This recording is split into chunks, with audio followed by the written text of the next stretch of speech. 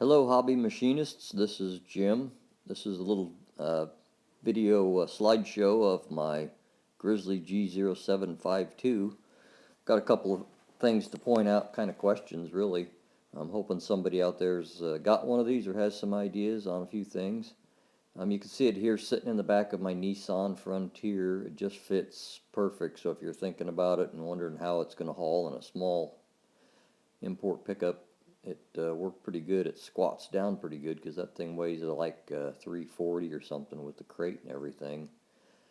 I had a little trouble unloading it because I have one of those receiver hitch engine hoist deals, and it squats, so when you load it, it puts pressure on the legs. It'd work fine with another kind of hoist in a full-size truck. But here it is. I'm still uncrating it. You can see the green backsplash. I repainted that stuff. You'll see a few shots of that.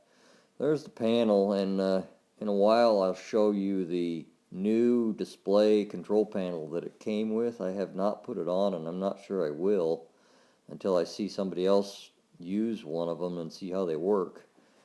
There's the Cobalt bench I bought at Lowe's. It fits on there pretty good. It's not quite wide enough, but I think it'll work.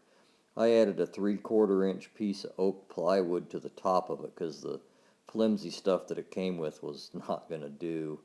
And the bench is also screwed with big construction screws to the wall. There's the broken spring on my compound. It was too loose on the dial, so I took it apart and proceeded to break it. I put it back together with nothing in there, and I think it works okay. It's probably going to slip eventually. I'll have to do something with it because it needs to be just a bit tighter.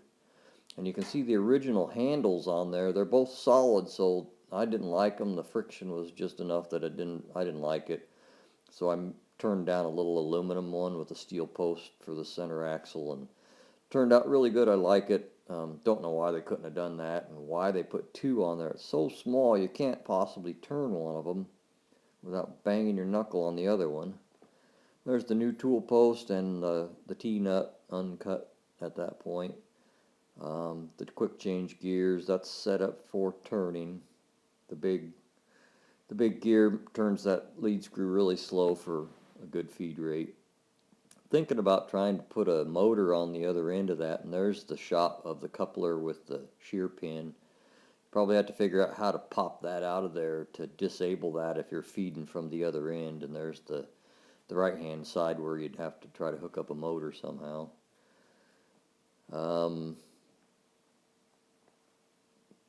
That's the backsplash there painted, and there's another, you can see it. That's just Rust-Oleum white. It's something, it's not their bright white, but matched pretty good. I'm happy with it because I think the brighter color gives you a little better visibility. There's the first hammer that I made. It's got a lead head on it, and I'm going to redo it with steel and in caps, but I was happy with that.